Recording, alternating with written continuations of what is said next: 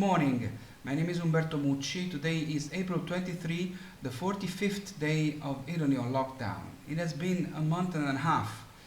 This is We the ItaliaNews, a video broadcast that daily tells you something different about what's happening in Italy under the coronavirus and how Italy is surviving and reacting about this nasty situation. For the 19th consecutive day, the number of admissions in the intensive care units in Italy is going down, and for the third consecutive day is going down the number of people currently positive, which is the new patients minus the healed people minus the dead people. Yesterday also once again saw the highest number of people declared healed in a single day since the pandemic began. Yesterday almost 3,000 people. The daily number of deaths continues to be way too high, and the total number of the official deaths for coronavirus has surpassed the symbolic number of 25,000. But we hope, yes, we'd said it before, but there's always hope. We hope that yesterday there was the beginning of a stable descent. We lost 437 fellow Italians, almost 100 less than the day before. Researchers at Rome's infectious disease Spallanzani Hospital, the beneficiary of our fundraising, have isolated the coronavirus in a patient's tears. The study showed that the eyes are not only an entry point for the virus into the body, but also a potential source of contagion. This is a discovery that also has important public health implications for the need for appropriate use of protective equipment in situations such as ophthalmic examinations, which were thought to be relatively safe. Spallanzani's research has also shown that the eye swabs can be positive when samples from the respiratory district no longer show traces of the virus. We are very grateful to our Italian-American friends who have donated through our fundraising. But how much have the Italian people living in Italy donated so far?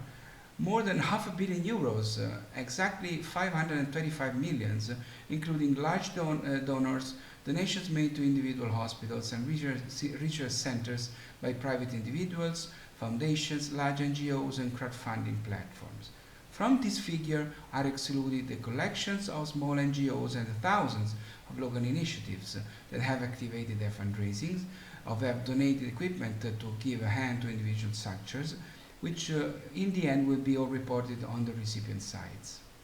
On March 13, when the coronavirus epidemic began to turn into a tragedy, 60% of infected patients were hospitalized in Italy. Today the situation has changed dramatically.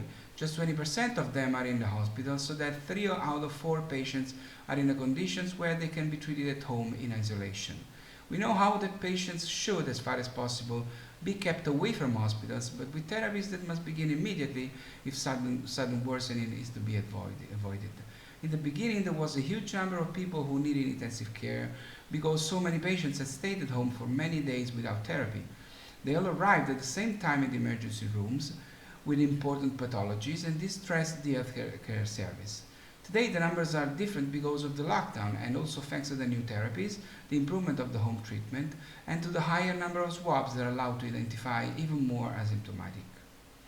The harvest season is approaching for orchards, fields and vineyards, some were already in progress, but due to the epidemic and the consequent blockade of the borders in Italy, this year about 300,000 seasonal workers are missing, usually coming from Romania and Bulgaria and Africa.